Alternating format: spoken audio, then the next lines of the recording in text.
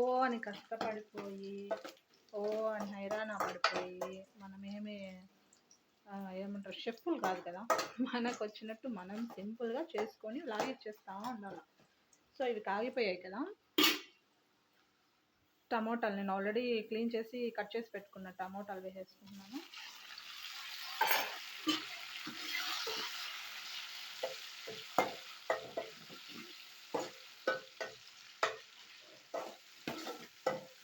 ఇందులో లైట్గా పసుపు వేసుకున్నాను.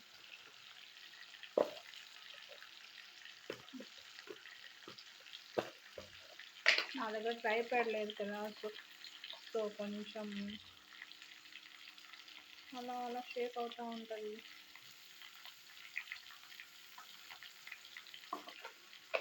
పసుపు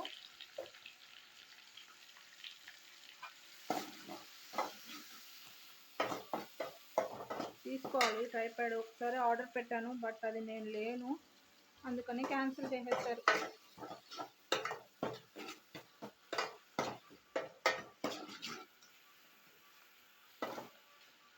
ఈ చికెన్ అనేది గ్రేవీ లాగా చేసుకున్నా మీకు బాగానే ఉంటుంది, లేకపోతే కొంచెం ఫ్రై లాగా చేసుకున్నా బాగుంటుంది. దీంట్లోకి మా ఆయనకి గ్రేవీ ఎక్కువ ఇష్టం కాబట్టి గ్రేవీనే చేస్తున్నాను. ఓకే,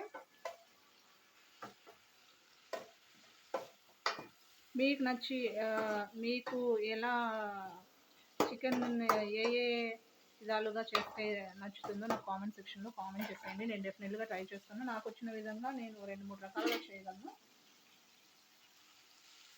సో చికెన్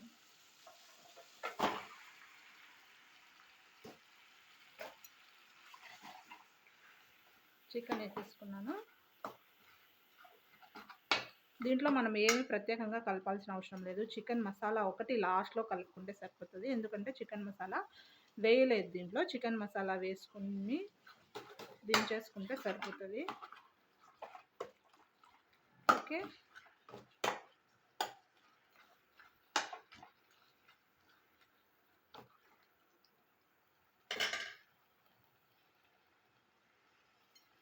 ఇది ఒక 10 నిమిషాలు అలాగా ఉడకాలి. ఉడికిన తర్వాత కొంచెం దీంట్లో మ్యాగ్నేట్ చేసిన ఇది ఉంది కదా, అంతా నీట్గా తుడిచేసి వాటర్ పోసేసుకున్నాం. సో దీంట్లో ఆల్రెడీ వాటర్ వస్తుంది. ఓకే, వాటర్ వస్తుంది. ఇది ఎప్పుడు లో ఫ్లేమ్లో, ఏ వంట చేసినా కూడా లో ఫ్లేమ్లో పెట్టుకొని చేసుకోండి.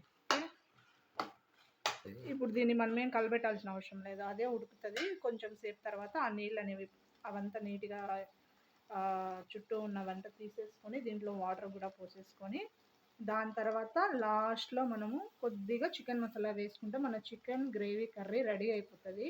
అండ్ ఈ బిర్యానీ కూడా విజిల్స్ ఒక 3 విజిల్స్ వస్తే సరిపోతుంది. 1, 2, 6, 3 కానీ 2 కానీ వస్తే సరిపోతుంది.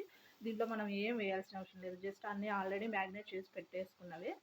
సో దీంట్లో కొంచెం ఆల్రెడీ చూసారు కదా, వాటర్ అనేది తేలుతూ ఉంది. సో కొంచెం ఒక 5-10 నిమిషాలు ఆ వాటర్ వచ్చిన తర్వాత ఆ నీళ్లు మనం వేసేసుకొని దాని తర్వాత లాస్ట్లో చికెన్ మసాలా వేసుకున్నాం. ఓకే,